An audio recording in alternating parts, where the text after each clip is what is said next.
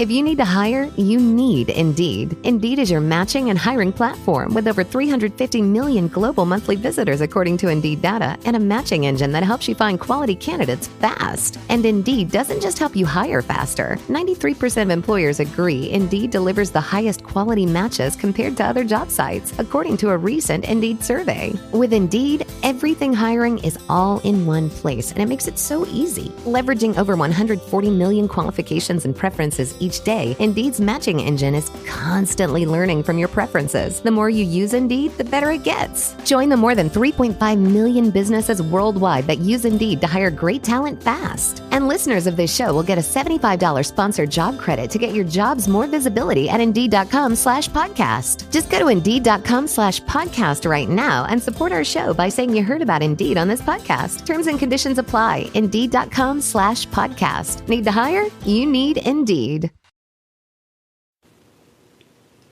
Hello, everyone in podcast listening land. I'm Karen DeVanie. And I'm Anne Varner. And we're sisters. Welcome to Sugar Coated Murder, where we'll discuss and probably inappropriately laugh about and comment on. Yep, one of our favorite subjects, murder. Oh, and we love to bake. And why not combine our two favorite subjects? Baking and killers.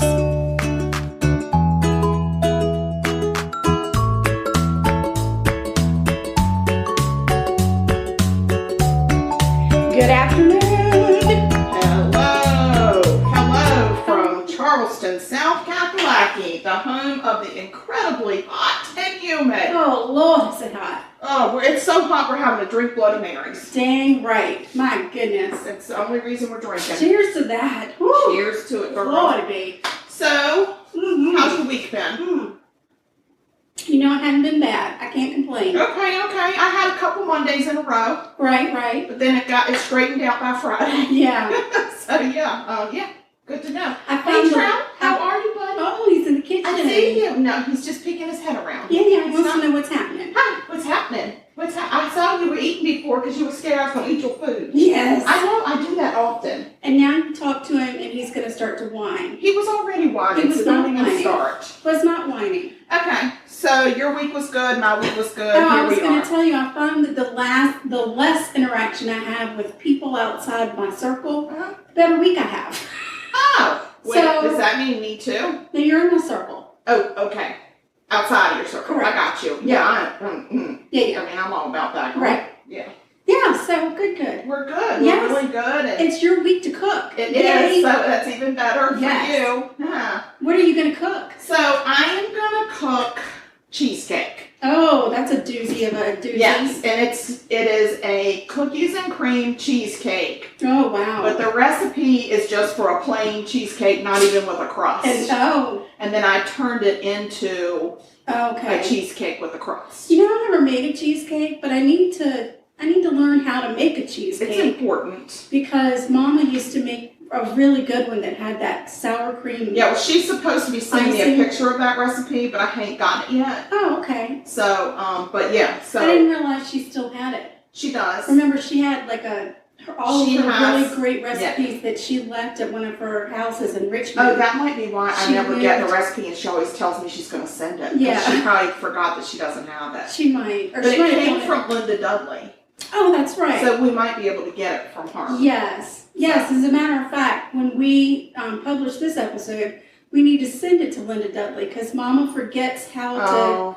Linda, we hope that you're able to listen to this episode. Yes. And when you listen, you'll be like, I gotta send those girls that cheesecake recipe. Yes, indeed. So I guess it came from her father-in-law or her husband's grandfather, somebody that owned a bakery, and this was their cheesecake recipe for their bakery. I did not know that. Yeah, so it's been around for a long time. Oh, yes. We want to get that recipe because I really like the cheesecakes with the little sour cream. Me too. That topping is like real, to me, that's real Italian cheesecake. Yeah, anyway, that's how I remember it. Back to my recipe. I'm sorry. I'm going to keep drinking. The name of this recipe that I called it years ago when I wrote it was Best Cheesecake Ever, and then in parentheses it says very, very, very good. Oh, wow. So I have used this recipe for, like I did a chocolate cake one year for my husband's birthday, and it was 2 layers of chocolate, and in between I had a crustless cheesecake that I like inserted in the middle wow. of it. Oh, that was decadent. And what I did was I halved this recipe and made this cheesecake. Oh, smart. And I just made it in a pan that, like,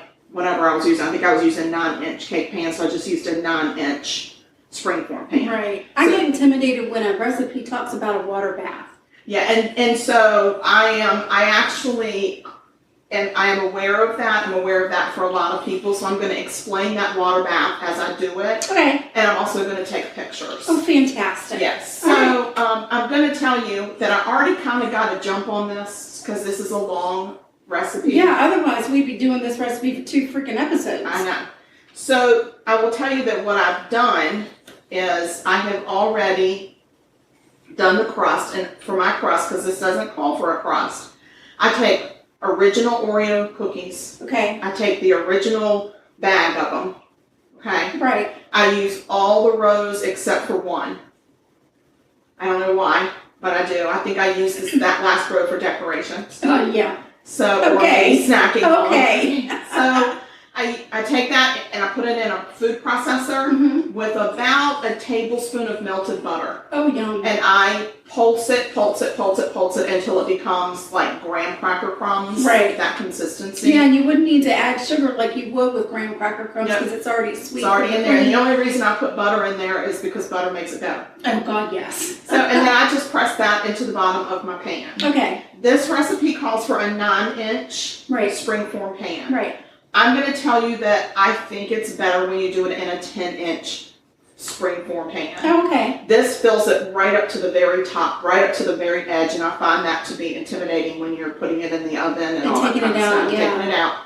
And I think that it cooks better. Oh. But my problem is when you use a 10-inch pan, I don't have a roasting pan big enough to put that in to make my water bath. Oh. The biggest pan I have that will fit is a 9-inch. Sounds like a problem that Pampered Chef could solve. I'm thinking Pampered Chef or probably just freaking Walmart if I would get off my lazy ass and order one. Right. So anyway, I'm using a 9-inch today because of that, but I really feel that a 10-inch would be better. Okay. Okay? All right. And so I've made my crust. You don't have to pre-bake your crust because Oreos are already baked. Right. You press them in and then you do your recipe. And the recipe is really simple. It's everything that you're going to use it starts at room temperature except for the cream. So you've got your cup of butter. You've got 4 8-ounce packs of cream cheese. Yeah. Important. You've got 5 eggs. Those 3 things all need to be softened. Room temperature. Okay. Room temperature. Okay. And then it just, you grease and flour your springform, of course, before you put your stuff in, your crust in. Now for this, do you grease and flour or do you use Baker's Joy? I use Baker's Joy or Pam flour. Oh, okay. Either one of those spray ones. And I do it very lightly on the bottom because there's butter on there and I don't think that they're going to stick.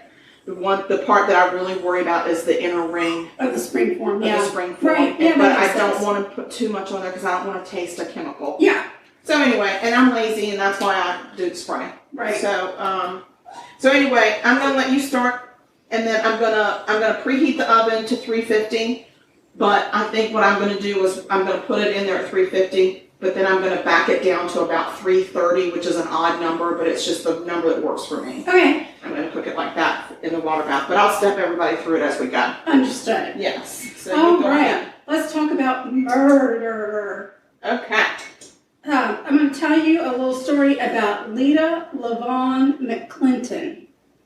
She was the daughter of a former U.S. Department of Transportation official and a Georgia state representative. Well, she's one of the elite. She was an Atlanta socialite, and after college, she began working at an upscale boutique. Even though she graduated from Spelman College with a political science degree, wow, her first love was fashion. Well, I mean, I can't blame her for that. I know. Smart, but savvy. Yeah.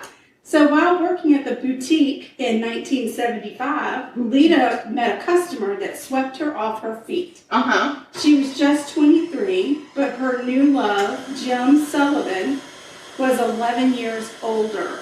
Her parents didn't particularly care for that. He was also divorced with 4 kids. They really didn't like that either. But that didn't matter to Lita. Yeah. She and Jim got married the following year in December of 1976. The couple settled down to a comfortable life in Macon, Georgia, and Jim ran a successful liquor distributorship. Oh, Jim! Now I like him. I like him. He had inherited that. Well, I like that even better. I know. And Lita worked at a department store doing her fashionista stuff, right? 7 years later, in 1983, Jim decided he wanted to sell his liquor business. And he sold it. So think about now when Bethany Frankel sold her Skinny Girl business, how much money she sold that for. Like millions upon millions of dollars. Well, Jim sold this for a pretty price himself. So he had a lot of... Did his start with a B or an M? His was in the M's, but this is 1983. Oh, that's like B's today. Exactly. So he decided that he and Lita should move to Palm Beach, Florida, and they could hobnob with the rich and famous. Lita wasn't real keen on it, but she supported her husband, and they moved into an 18-room historic mansion. What? Oceanfront in Palm Beach. Why not? And Jim just dove right into the elite social circles. Even though nobody had really heard of him, he was hobnobbing with political people and helping the mayor run her campaign, and just really why wouldn't you? Loved to spend money on anything except for his wife. Right. When it came to Lita, he was a real miser, also known as a word I've not heard before, but a skinflint. Have you heard of that before? Well, now I've heard of a skinflute, but I don't think we're speaking of the same thing. I've not heard of that. We'll talk about it later. Yeah, it's not appropriate for this podcast. A skinflint is a miser. Oh, okay. I mean, I've heard of a skin tag. No, still no. Still no. Okay.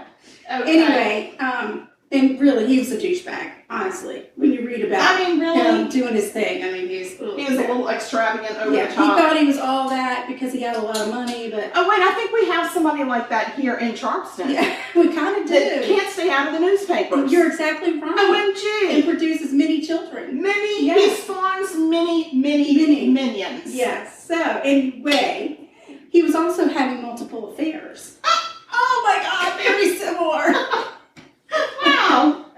Is your name Jim or is it Thomas? How can you decide?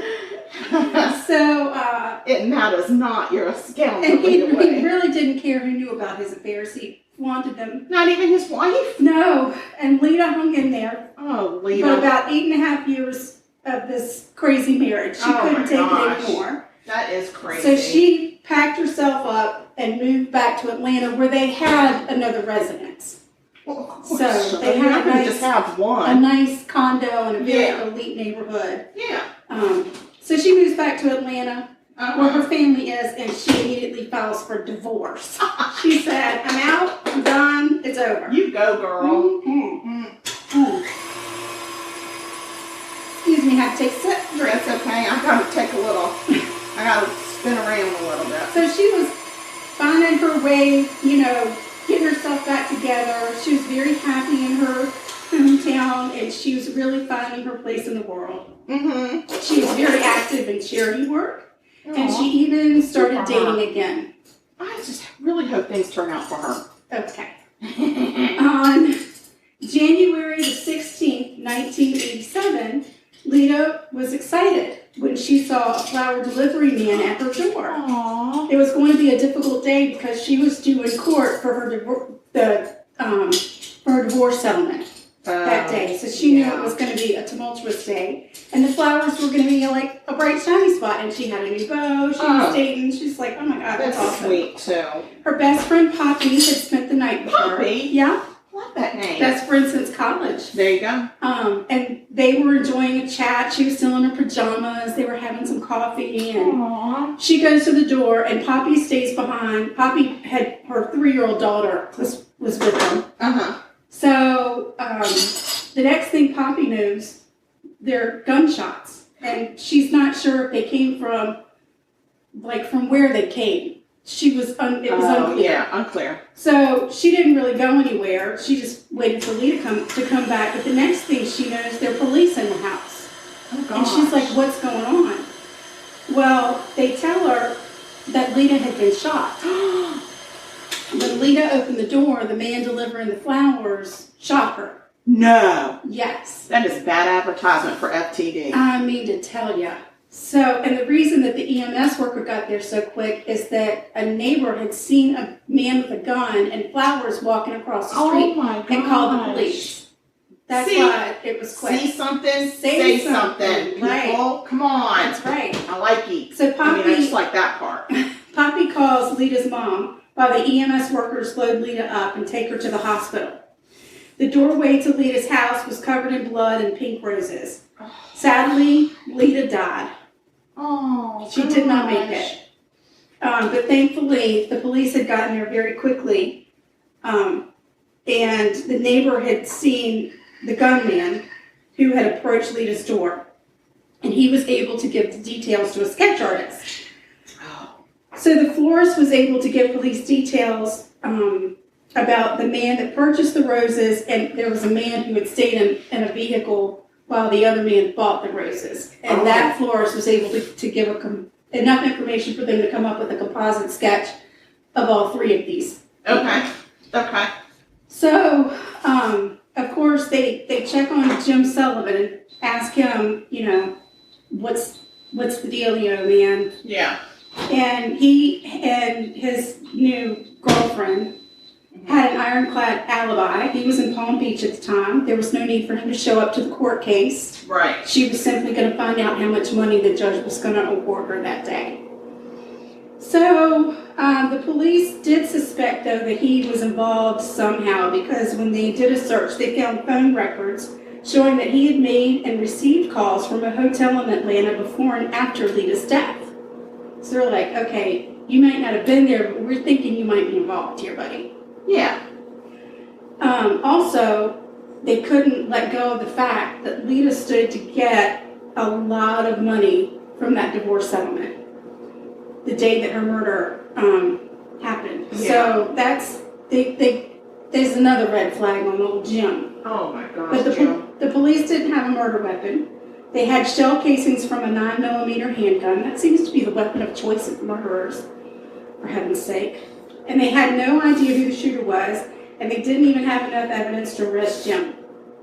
So 3 years after Lita's murder, the woman who Jim Sullivan had been having an affair with when he was married to Lita, her name was Sookie Sullivan. Sookie? Sookie told the court. We got Sookie, we got Poppy. Right. Ain't nobody stopping us now. Sookie had gotten married to Jim, and they were going through a nasty divorce. And while she was on the stand during her divorce proceeding, she let it slip that Jim had planned and paid for Lita's murder. And she said that he had celebrated Lita's death. Oh, did I say that in court? Yes. Oh, my. I'm so sorry. It just slipped out. I don't know what. I just forgot myself for a minute there, and I just blurted that right out. But because her testimony was given during a heated divorce proceeding, the judge didn't feel like it was enough to charge Jim with anything.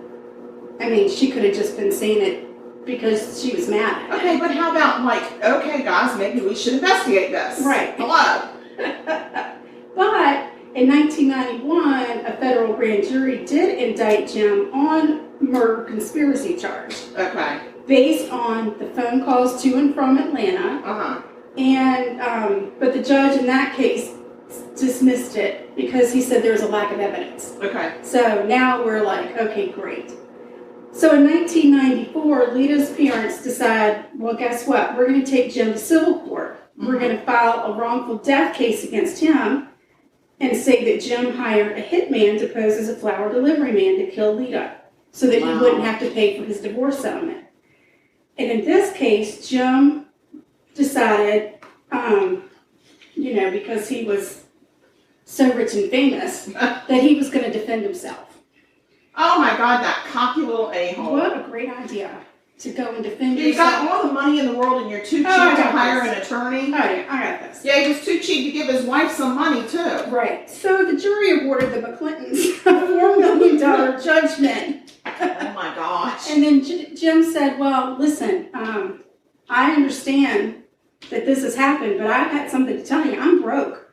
I don't have any money. Excuse me? I cannot pay. I do not have any money. What? Okay. I don't believe this. Yeah. So in 1998, a tip came into police that a man in North Carolina had confessed that Jim had paid him $25,000 to murder Lita. I know, this is crazy. The man agrees to testify in exchange for a plea to voluntary manslaughter. Okay. Finally, the police have enough to charge Jim with murder. Oh, my gosh. Right. And this is what year?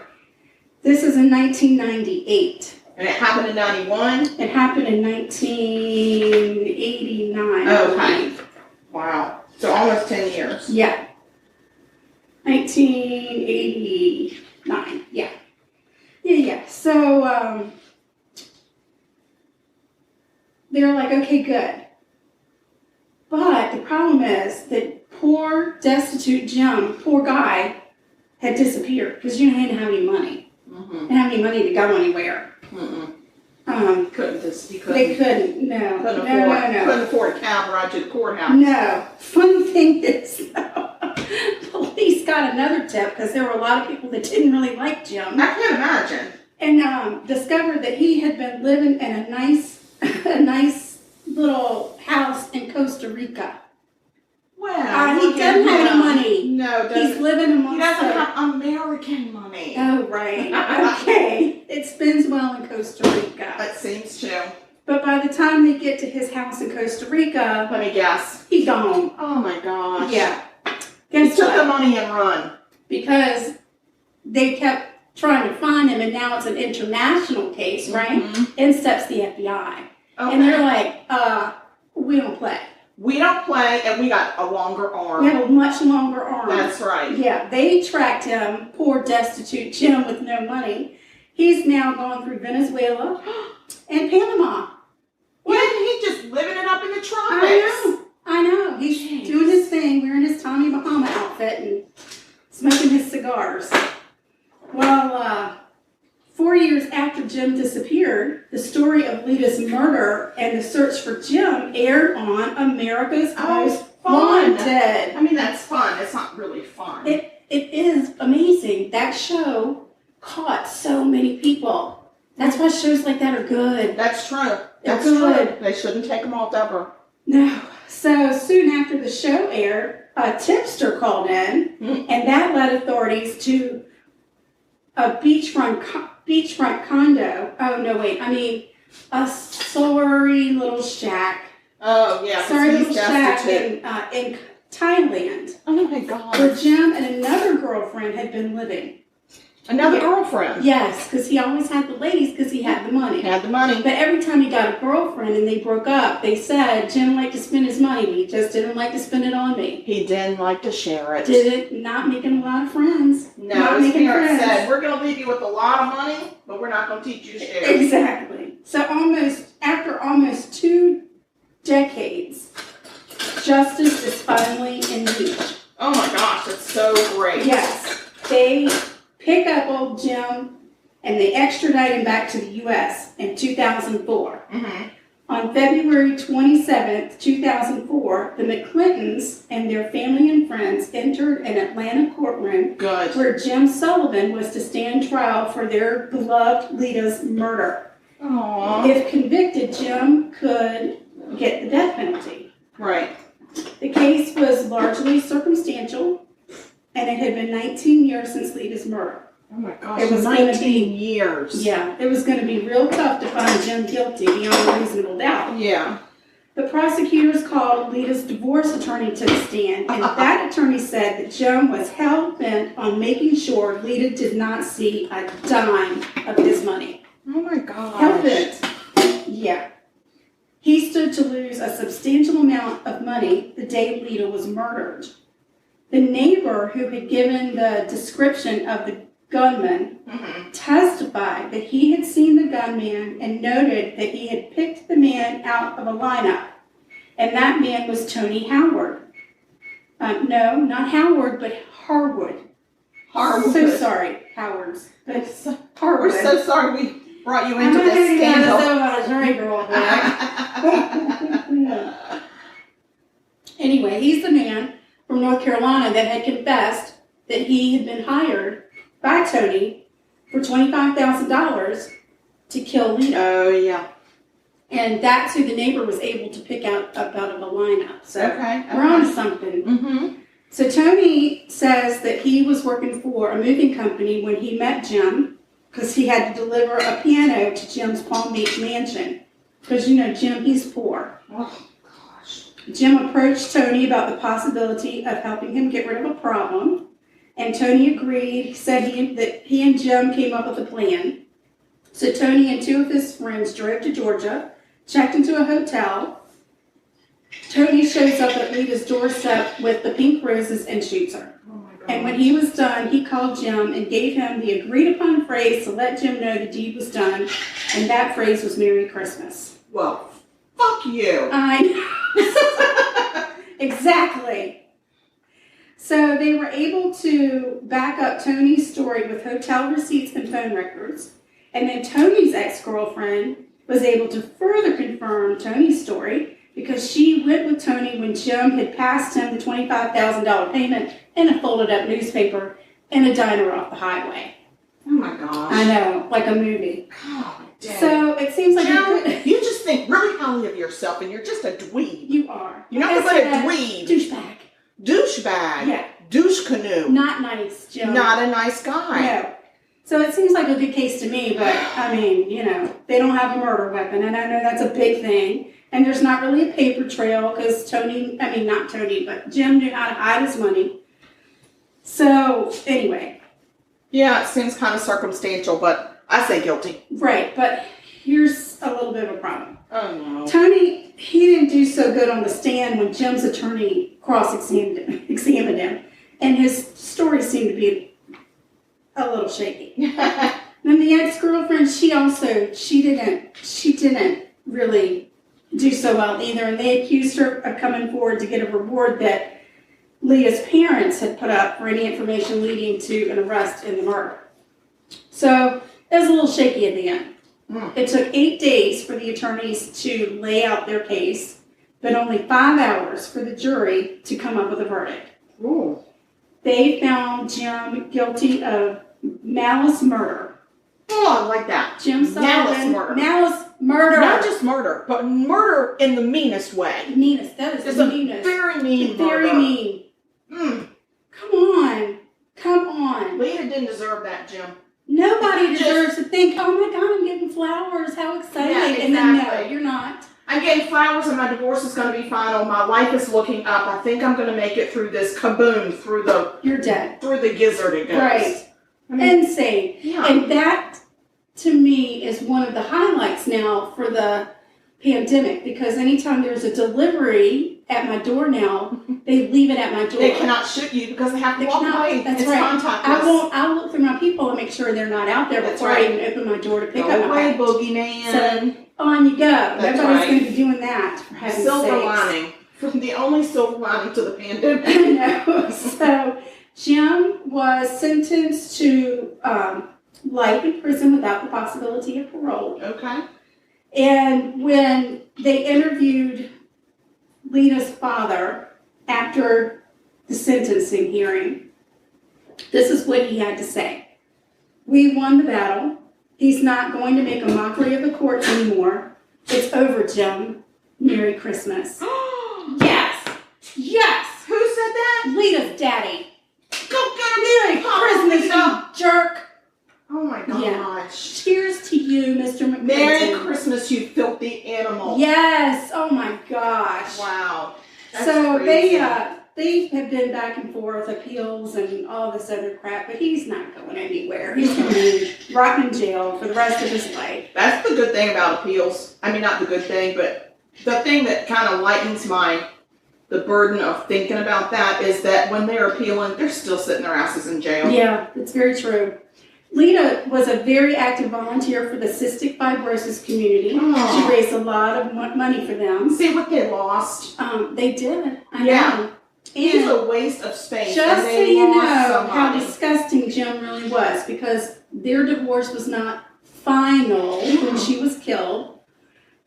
Her family had to call and ask permission when they wanted to donate her skin. They couldn't donate her organs because they were too badly damaged. Oh my gosh. But they wanted to donate her skin to a burn unit, which is something that Lita would have liked. Yes. They had to ask Jim for permission, Yeah. and he said no. What a. Yeah. I can't say it because Mama is listening, I and now know. Linda Dudley's I probably know. listening. And I already said one F word. Ugh, I'm just saying. I know. He's Oh. so bad. It just stinks that the family even has to deal. Like, a judge should have come in and said, you don't even have to ask him. Yeah, You do what you think is right for your loved one. but back then, Ugh. nobody could prove that he had killed her, so No. they had to go through him. I know. It And any stinks. life insurance that he had on her, he got. I know. They didn't say anything about life insurance. I'm just but saying. Lita's family firmly believes that Jim has stashed that money somewhere. Of course That there's he money has. somewhere, because he was all over the world.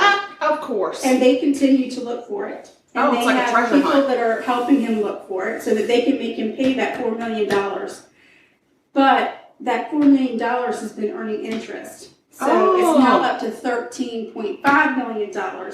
And for them, it's not about the money. It's No. not, because I really believe that if Lita's family got the money, they would donate it to a worthy cause. Yes, they would But probably it's donate it to something that she was very Hitting close him to. where it hurts, because he's Because so that's his in love pride with and his- joy. Right. So here's another thing that I would be willing to trade off a little bit for money. Is like a digit for every million. Right. Yeah. But just take that like every 6 months. Right. Not all at once. No. No, every take 6 your months finger. we're gonna That's take a million. we're gonna take a finger, we're gonna take a toe, we're Right. gonna take a finger. And notice it's 13, but it's probably gonna have even more interest, so we're gonna get up to 20 pretty easily. Oh, yeah. Mhm. Oh, and listen, I mean, can we skin him? Can we take little pieces of skin and donate, And donate it to skin? the burn unit. Yeah.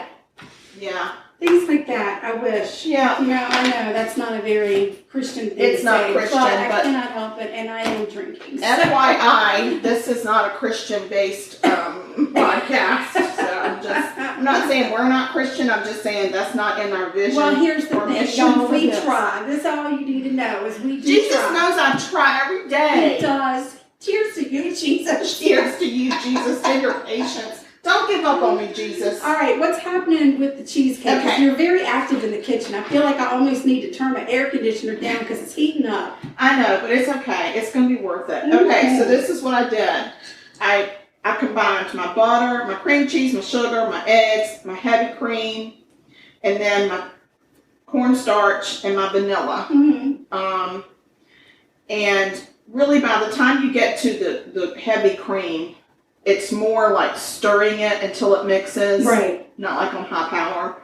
And then what I do, which the recipe does not call for, is I take a half of a bag of mini chocolate chips and I fold them into the batter Okay. after before I pour it in. Right, because you don't put Oreos actually in your batter. I don't. I just do and it really is more for color, for Right. just the decoration part. Sure, yeah. 'Cause I don't know how much you really taste of those little morsels with that rich cream cheese, but Right. it still looks good. So anyway, so then I did my water bath, and I'm going to explain the water bath. Okay. So I took a roasting pan. Right. I laid I brought my own dish towel. I dampen it. I lay it in the Is bottom. that because you thought my dish towels were dirty? No, because I don't want to get like a rust stain or Oh, some kind thanks. of I a weird appreciate stain it. on Yeah. your, like a cute dish towel. Yeah, that's good thinking. I know. So then you put your pan down in that, and then once the pan is on that dish towel, I put my batter into it, Uh-huh. because then you don't have to try to transfer it. And then I took one of your big glass pamper check bowls. Yep. And I put water in it, and I brought it to a boil. Like Okay. it's got to be a rolling boil. Okay. Okay. And I did that in the microwave. You can do that on the Yeah, if stove. you're doing it in the microwave, be real careful because Yeah, some because people have had boiling- bad Yeah, experiences. boiling water is really tricky Yeah. in the microwave. And we're not joking about that. No, It no. really is. You really could have The a other thing I problem. meant to tell you is when I started this whole thing, my pan, before I even started, once I got it floured, I took aluminum foil and wrapped it under the bottom of the pan, so it comes all the way up, all of the sides. It's well, it's like an alien looking. It does. It looks like a spaceship. So then you pour that boiling water into the roasting pan. I pour it into a corner, and it goes. You pour it until it's halfway up the edge of your springform pan that's covered in aluminum so it's a foil. deep bath. Wow. Okay. Okay. So that keeps it moist. Sorry. It keeps it moist. And it keeps the top from cracking, because a lot of times cheesecake will dry out in the oven and it cracks. Okay. So it's like a steam bath. So I put it in my 350 degree preheated oven. Right. And then I back the temperature down to 330. Okay. Don't know why. It's just the temperature that I pick. Now, if people ask for this recipe, are you going to send it with the modifications? Yeah, I'll send it with I'll give the modifications. Okay. I'll give the real one and I'll give the side notes, like Grandma used to say. Yes. Gin goes good here. Yes. Cold brandy goes good here. Right. Okay. So this is going to cook for an hour in the oven. Okay. I'm going to keep an eye on it, because if it starts to get a little brown on the top, like if it starts to get a little golden, and I know I'm more than 15 minutes out, then I'm going to make an aluminum foil tint. Okay. And I'm going to because you've already got the aluminum foil coming up on the sides, I'm going to gently place it over those sides so that it won't brown, because I don't like it when it browns. Do you mean I'm going to be watching it because you'll be doing your murder? Yes, but if it starts to brown, we'll stop and I'll take care. I've already got the tint made. I think I can manage a drop tint. it. Well, I don't want to tax you or anything. I think I'll be okay. So once it bakes for an hour, you turn off the oven. You do not take it out, and you do not open that oven for another hour. Yes. Lord have mercy. We're going to be too drunk to eat this thing. It's going to be through the magic of podcasting that we'll be able to taste it at the end. Yes. But once it comes out after that, it has to refrigerate overnight. Okay. And I literally take the foil on the pan and I lift the whole thing up and put it in the fridge. Okay. Listen, I'm going to tell you something right now. But there's a spot already cleared in your fridge. The next time you do a recipe, if it is another one of these that's got to sit in the refrigerator, I'm going to kick you out. No, you're not, because the last time when I made the French silk pie, you wanted the French silk pie. I did, but at least there was batter that we could taste after. This one doesn't have this batter. This one you for real don't get until tomorrow. Yeah, you really don't. Yeah. I mean, we could have tasted the batter, but cheesecake raw is not that great. No, I don't want to taste the batter. Oh my God, do you remember that place that they used to have when we lived in the Virginia Beach area? We used to go to, what was that place called? It was in Norfolk, and it was Boardwalk. No.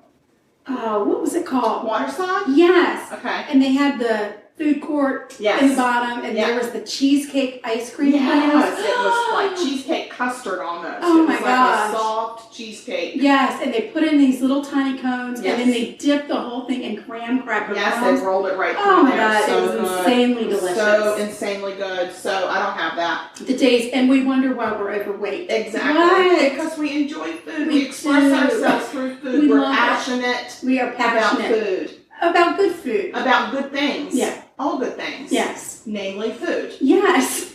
And exercise, bad. Well, yeah. Mm-hmm. Yes, oh my gosh. What about that poor lady, the jogger in Florida that discovered the human head on her jog? Yeah, well, that happens. I'm not going to be jogging anymore. That's why I said this is why I'm against exercising outside. Done. Don't do it. Don't. Because you're going to run into either an alligator, a snake, or a human head. Oh, God. None of those things are good. Stay home, eat your cheesecake. cheesecake. And in Florida, she could have been struck by lightning. You're right, because it's the lightning state. All right, stay home, eat your cheesecake, drink your Bloody Mary, and live your best life. Yes. That's all. And listen to us talk about murder. All day, every day. All right, we're going to put it on pause so Karen can get herself ready and she can tell her story about murder. Pausing. All right, I think we're back. We are back, and just to catch up on the cheesecake, it has come out of the oven, and it is in the refrigerator. It has finished its bath. It has finished its spa bath. The bath is done. Yes, and so I was able to successfully make a tent, y'all. I did it. I made the tent. I had the tent made. She just had to put the damn thing on top. Okay, whatever. But it can be a little tricky. Whatever. So, Either What are way, you going to tell me about? Where did your girl, murder I am take in place? Kentucky. Oh, Lord mercy. I mean, I just like bourbon, so I don't mind going to Kentucky. I've never I should been have to made you a bourbon Kentucky. drink. I love didn't Kentucky. I love Kentucky. All I mean, right. I love bourbon. Kentucky. I've never been to Kentucky. I mean, I'm sure I would love it if I went, but I've never been. I love bourbon. Would you like another drink? No. Good God Almighty. I'm gonna be knee walking downstairs to my apartment. I'm gonna have to call an Uber to get me downstairs. She's going to need an escort down. I'm gonna flights. need an Uber lift, otherwise known as a luber. It's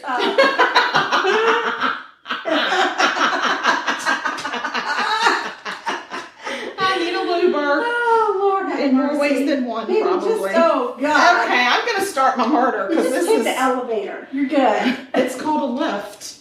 No, it's a dumbwaiter. It is the way we use Yes. it. It's our own private It dumbwaiter. is. It's the craziest thing. Okay, I'm going to Kentucky, Oh. and I'm going to talk about Angela. I'm going to Kentucky. I'm going to the fair to see the pretty ladies with ribbons in their hair. Shut the freaking hell up. Come on, we used to do it for cheerleading. You don't remember that? I didn't do that one. Dance, dance. No. Okay. I didn't do that. Yeah, you did. I just blocked it out. Okay. All I will right. talk about Angela Nicole Canada. Oh, okay. No, we're not at Canada. No, that's what's confusing. We're in Kentucky. She's a Canada from Kentucky. Yes, Oh. she actually lived in Canada Town. Mm. There's a place in Kentucky, in Williamsburg, Kentucky, called Canada Town. Okay. I think it's all where all the Canadas lived. All I right. think they had That's where they came from. a very skinny family tree. Okay. She was born September 2nd, 1985. Her parents were Nancy and Bill Canada. Okay. Born in Williamsburg, only child. At some point, Angela had 2 children. Mm-hmm. One bore the last name Canada. Okay.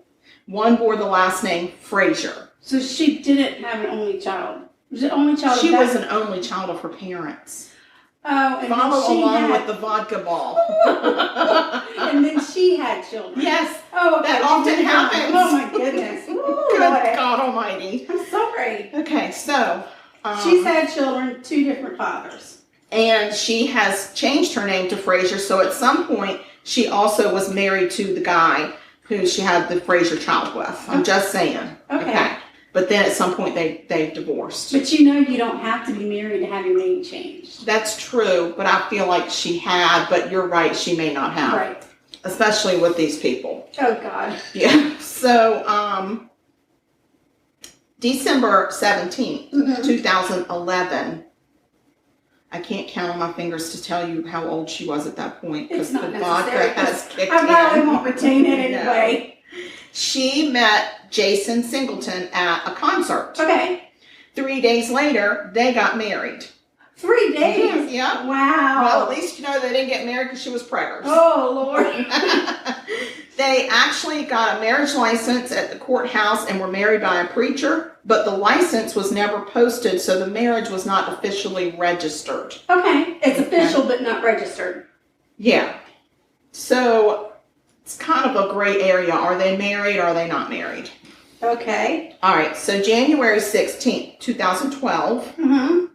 3:30 in the morning, Kentucky State Police respond to a report of domestic violence at the Singleton home where she lives with Jason. Right. And Angela told the officers that Jason had ordered her to leave their home because he wanted to start living with a different woman. Oh, you mean her marriage to her 3 Her days? whirlwind romance was not working out. Didn't seem to be. Wow. He wasn't all that and she sobered up after the concert? Well, I mean, he's the one kicking her out. She's trying to stick. Oh, she's like, damn. Yeah, she's trying to stick it out. I mean, she's Swear like, I can do better. yeah.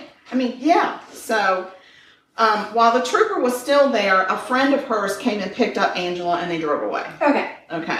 So later that day, Angela's Nissan Altima is discovered on the side of the highway. I thought you said her niece Ultima. I do not know if she doesn't have a niece because she's an only child. Oh my God. You're victim shaming. You're victim shaming with all the vodka. Now I'm drinking. Go ahead. Keep going. niece. Oh, Nissan. Lord.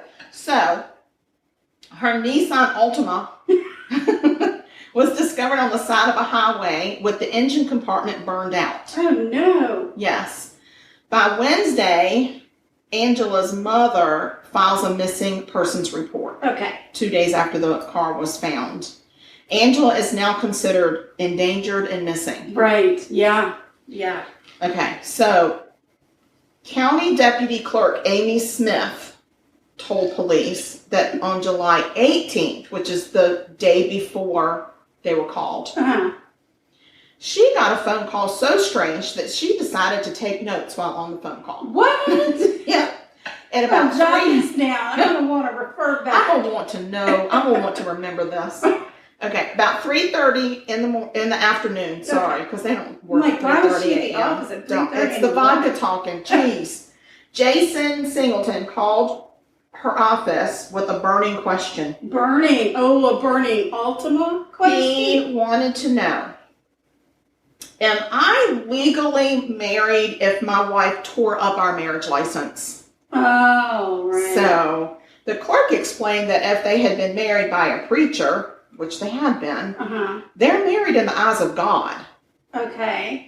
She also explained that since they never turned in the certificate within the required 30 days to register the marriage, in the eyes of the court, they're not married. Oh, no. So there's a little gray area, point of confusion. So he's like, cool beans, I never married her. Well, at that point, he continues to have a conversation, and Mr. Singleton said he didn't know if he needed a divorce attorney or an emergency protective order. Oh. Also known as an EPO, in case you needed to know. Thanks. Yeah. So he then continued to say Angela had called him on the phone and said if he paid her a bunch of money, she would leave him alone. So he gave her money. Oh. And then a couple days later, she called again and said she lost that money. She needed more. I can't find that money anywhere. I can't find it. I put it in a suitcase. I don't know I put it right next to our marriage certificate. I'm sure it's here somewhere. Exactly. But in the meantime, I'm going to need more. I'm going to need some more to get me through. So after the clerk puts him on hold, and she goes to talk to her boss and one of the county attorneys that are in the office. Right. She's like, I don't know what's happening. So then she comes back and she says to Jason, if you got remarried and your first wife can prove that she was married to you and you had not gotten a divorce, you could be charged with bigamy. Oh. Right. Okay. Bigamy. Oh. But. So what they're saying, it's kind of a gray area. This was his first wife, and if he got married again, See, it's a little sticky wicket. Okay. And she's not real sure what this man's driving at. She's just trying to give him as much education as she can. Yeah. So the next day, a farmer finds several large, full garbage bags that had been dumped along his property on the side of the road. By golly. Upon further investigation, there was discovered there was a head. There was a head. Oh, right. Yeah, right. A head. And 6 other bags that contained all body parts. Okay.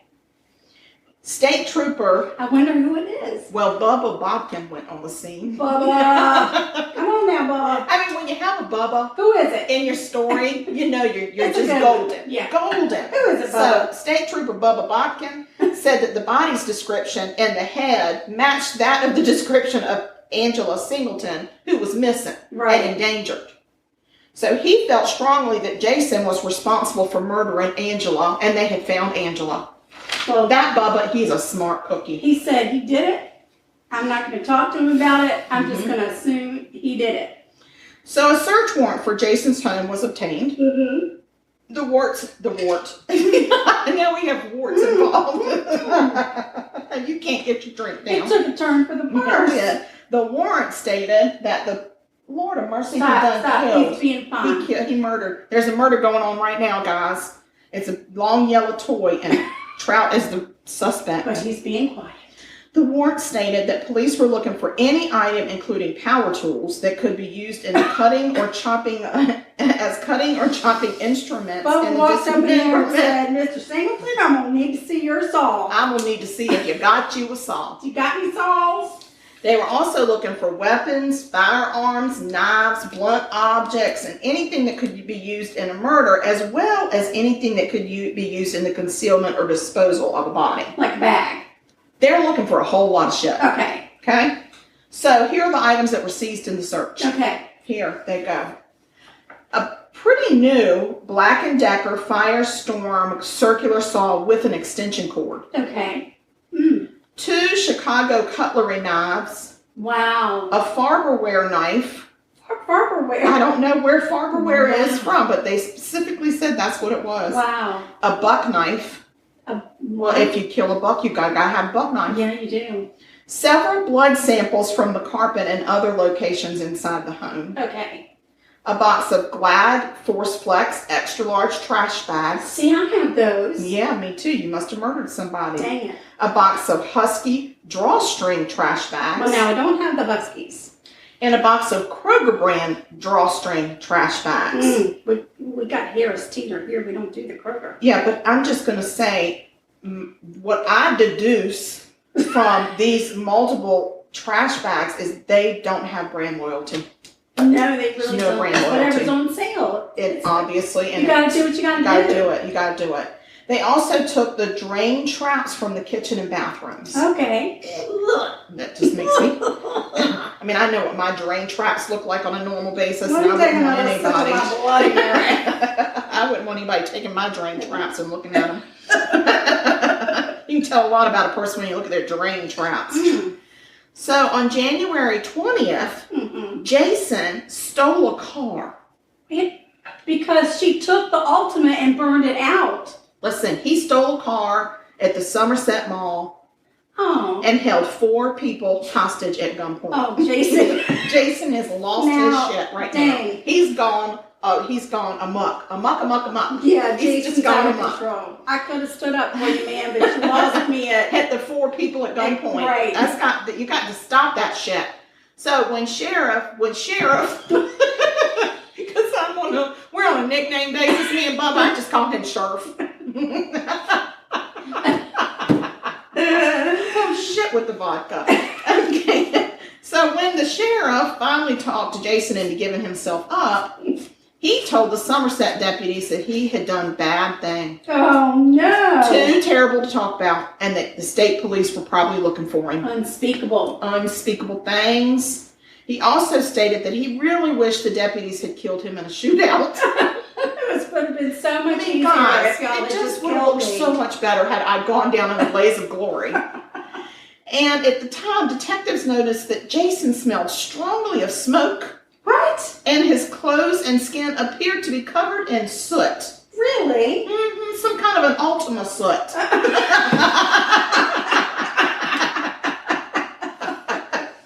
That niece, it was that niece. That niece Ultima, she gonna put soot on you. So detectives decide that they're gonna go talk to Jason's new girlfriend. That's a good idea, because I'm sure she's feeling real good right now. Christina Markham. So she shows up at headquarters and she tells them that she watched Jason strangle Angela on January 18th. There's like, hey guys, how y'all doing? Yeah, I watched that. I didn't feel like calling that day. I mean, I didn't like the girl, so I just let it happen. I mean, it was best if we got rid of her anyway, because he couldn't marry me. Exactly. So detectives felt she wasn't disclosing everything she knew, so they were able to charge her with tampering with physical evidence and first-degree hindering. Oh, wow. That hindering, it's called first-degree hindering prosecution or apprehension. We get you. Okay, she's hindering. You're a hindrance.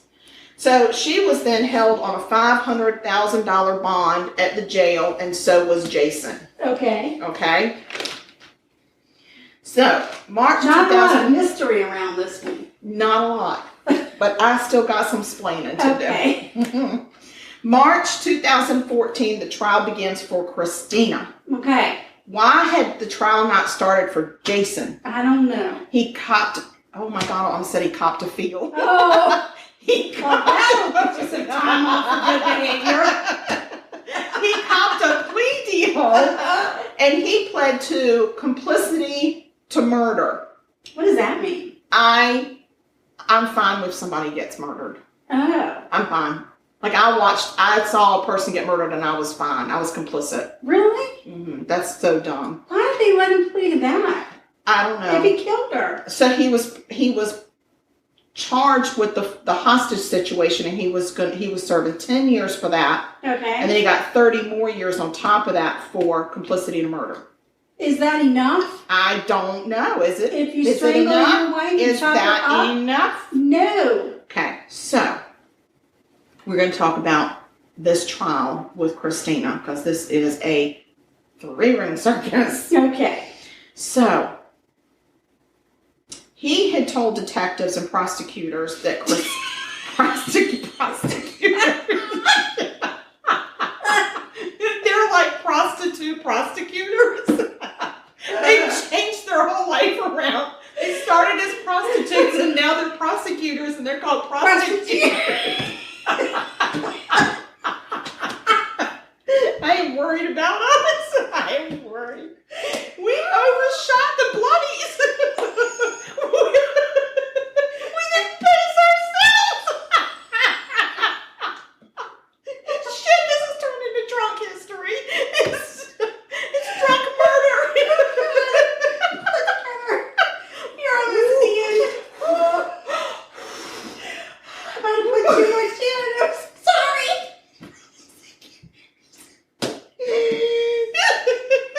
Okay, everybody, just follow along.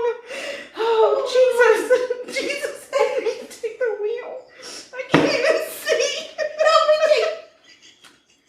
Help me take the wheel, Jesus. Oh, shit. Okay. Oh, it hurts. Oh, too much exercise. Oh, I'm gonna be sore tomorrow. I'm gonna pull a muscle. Okay. I'm not saying the P word anymore.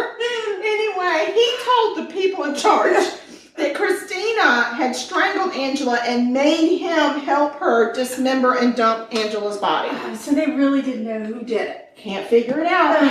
So Christina was being charged with murder, dismemberment, tampering, and that hindering, first-degree hindrance. Holy crap. Instead of wedding Jason, it was Christina? No, that's not what I said. Yes, it is. No, that's not what I said. Yes, it is. No, that's what he said. It's not what I said. It's just what he said. But how can you trust him? He took 4 people hostage at gunpoint, and he was covered in soot. He didn't even get a bath for that. I'm sure he was telling the truth. Okay, well, okay. You and Jason have a happy life. Go ahead. So, Christina's defense team, they entered a not guilty plea. They said she didn't do any of this. She did not do anything. She's saying now, I didn't get up. I didn't watch. I just knew about it. Oh, I just knew, but I didn't see it. So they also tried to say that she had been diagnosed with PTSD from being abused by Jason. Of course. So the prosecutors. Nicely done. Oh, that was really a lot. Okay. They wrote in court documents that in order to understand Christina's motive to kill Angela, one really needed to be aware of the obsessive, volatile nature of her relationship with Jason. Oh, my. So we're going to go through this a little bit. Okay. Her behavior had gotten more and more bizarre and hostile towards Angela when Jason married Angela. Okay. Proving that she had motive and opportunity to commit the murder. And they intended to disprove the PTSD diagnosis. Okay. So Jason and Christina, who then was named Christina Tompkins, they had been engaged. Oh, when he got married? Nope, he was engaged before he met Angela. Oh. The relationship was quite rocky, and it was marked with a lot of domestic abuse by Christina to Jason. Oh, no. Records showed several incidents that happened, including one where she assaulted Jason. Uh-oh. And and she did that because he had looked at another woman. Oh, dear. Then he went out and took an EOP. Oh, right. What is that? What is or it? Some kind of protection order. It's an emergency order of protection. He took that out against her, only to have her come back and break it by throwing a cell phone at him and striking him in the head. What? She's just nasty. She's mean. So she pled guilty to assault and went to jail. Okay. When she got out of jail, she didn't even give Jason the time of day. Mm-mm. She went straight to her ex-high school boyfriend's house, Nick Markham. She moved in, and within 2 weeks, they were hitched. They found that. We don't They got for long periods of time in Georgia, do we? Well, we're in Kentucky. I don't know what they do in Georgia, but we're in Kentucky. I can no longer participate in this episode. You can just get right up here and do this with me. Leave him alone. I'm on my own, guys. Good, he's good. Okay, so within 2 weeks, they're married. So Jason goes out and meets Angela when he finds out Christina is married. And then marries her within 3 days. Of course. This pisses Angela off. Not Angela, Christina. Christina's mad. I got married, but you're not allowed to get married. What she got mad about was that he moved his new wife into the home that she once shared with Jason, pissed her right off. So Angela, you don't belong there. Oh. Don't belong. So you can be married to him, but you cannot live in the house that I share. Evidently, marriage just is it's just not really. You should have gotten your own apartment, Angela. Angela probably agrees right now. So, Angela moves into the home that Jason had shared with Christina. Christina's pissed off. She constantly harasses and threatens Jason and Angela at that point. She would park outside their house at 4 o'clock in the morning and lay on the horn. Oh, God. Until Jason would come out and talk to her. So she openly hated Angela, publicly hated her. God. Everybody knew. She said it all the time. She threatened to kill her. She came by one day and broke windows out of their home. And told someone that she had actually peed on the doormat of the front porch. Oh, my Lord. She's nasty. You are nasty. She is a nasty girl. She is. I don't like her at all. No. So 2 days before Angela went missing, Angela called 911 at 2:30 in the morning and said Christina had shown up and damaged her car and threatened her, saying, "I do not make threats. I make promises." Okay. Tough girl. Well, turns out she was pretty tough. She did. Later that day, Jason called the police saying that he was trying to make Angela leave, but she wouldn't leave because they were married. Right. Yeah. Duh. So then Angela called police. I mean, the police are very busy right now. Yeah. So then Angela called the police to say Jason had changed the locks and his parents and Christina and Jason would not let her back into the house to get her stuff. Why? Poor Angela. I'm going to tell you why. They said Christina is Jason's wife, not you. She's married to somebody else. Doesn't matter. It's what you feel in your heart. It's not what the legal documents say. Oh my gosh. What is happening? It is happening. It's happening. It's happening. So run, Angela, run. She didn't make it. So 2 days later, her head is found in a trash bag. And Jason's got no kahuna, so he's not going to stand up to the women in his life. No.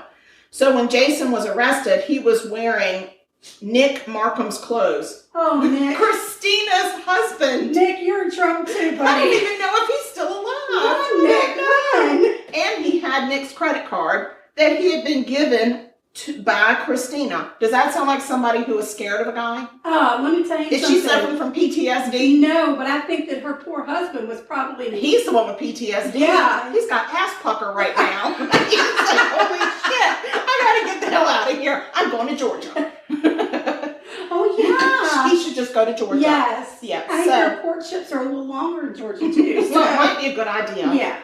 Like, lessons learned, Nick, if your ex-high school girlfriend shows up on your doorstep because she just got out of jail and she wants to move in with you, just say no. Say no. I think people were scared of her. I think you might be right. She'll pee on your porch and she won't think twice about it. Oh my God. Have you That's ever in your disgusting. life thought about peeing on No. somebody's anything? No. Oh my God. No. That's not foul. on purpose. No. I mean, I've accidentally peed places I shouldn't or whatever. Okay. Christina even visited Jason in jail. They have court records of it. Okay. And she put money on his jail account using the fake name Winky Winky.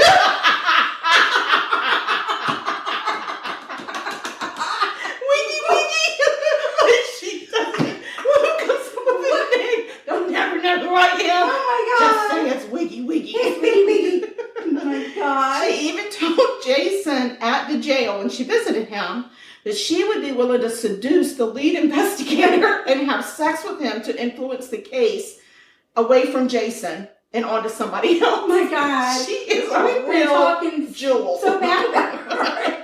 She's No just trying to wonder help Jason Jason's out. parents wanted her Oh, to be yeah. Jason's wife. Oh yeah. No wonder. Makes perfect sense. So, a female witness also testified that Christina had intimidated and threatened her after police had interviewed her during the investigation. Wow. Like, she followed her to her job, followed her to make a bank deposit, and then followed her, like, was stalking her, and then screaming at her, saying, "You've just sealed my coffin. You have to tell me what you told them." And she's like, I just answered the questions. Oh my God. And I told them things they already seemed to know. Right. Like, I don't know what else to say. Like, she wasn't even part of the murder scheme. Like, she's just being called out by Christina because they were old high school friends. Oh Lord. Yeah, and that girl was butthurt because she was like, that girl used to be my friend. Oh Lord. She ain't my friend no more, not my friend. Mm-mm.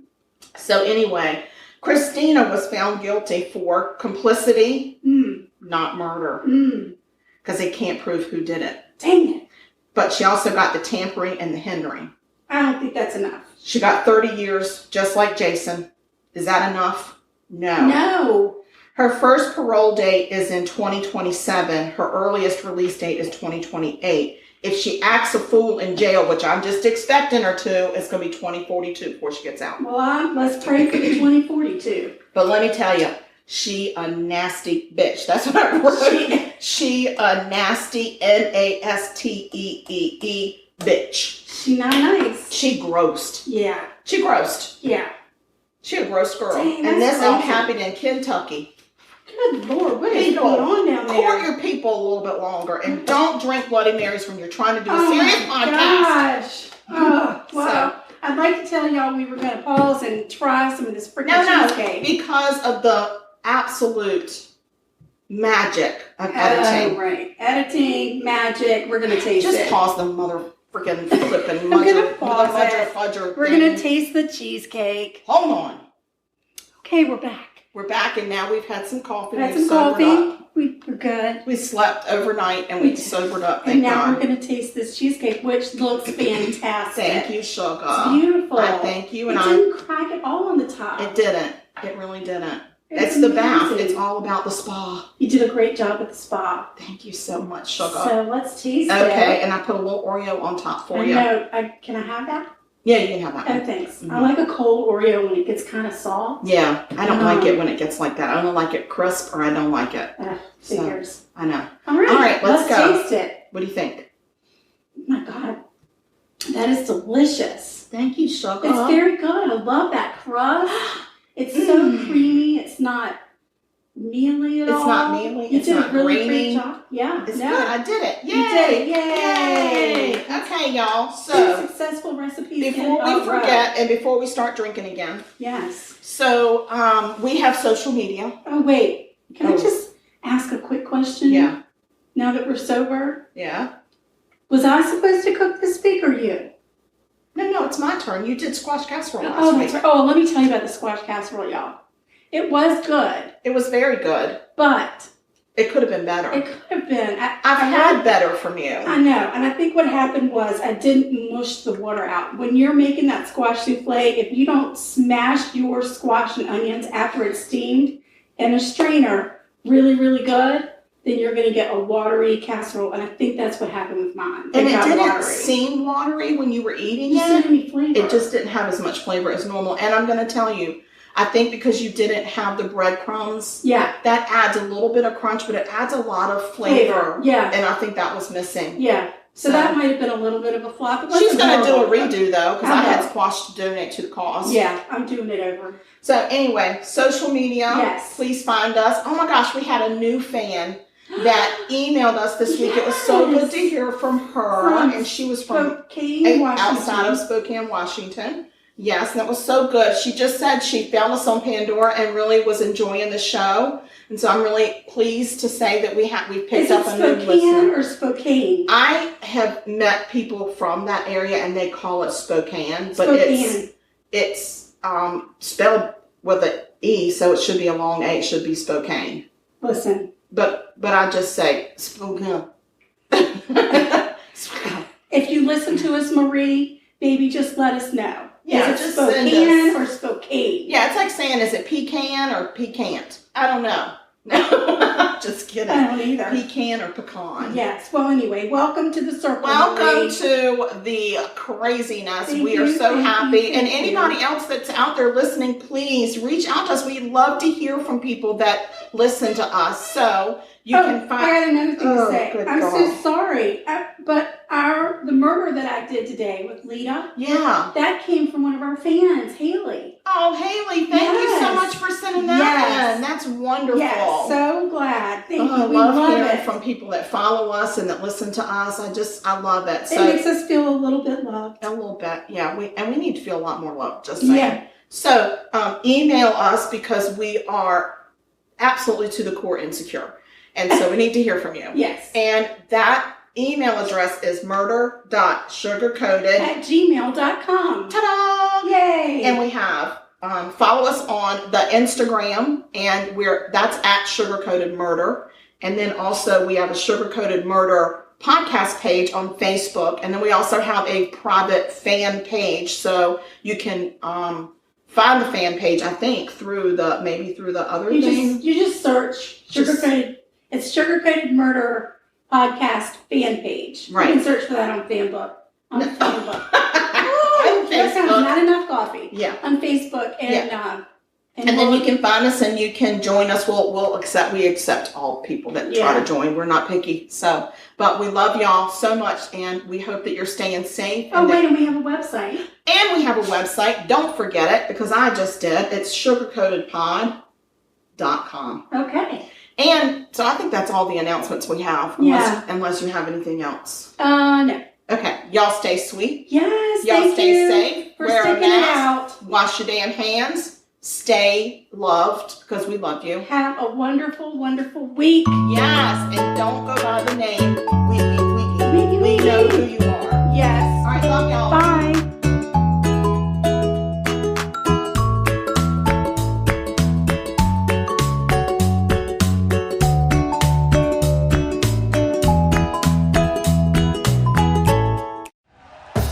Thank you for listening to Believe.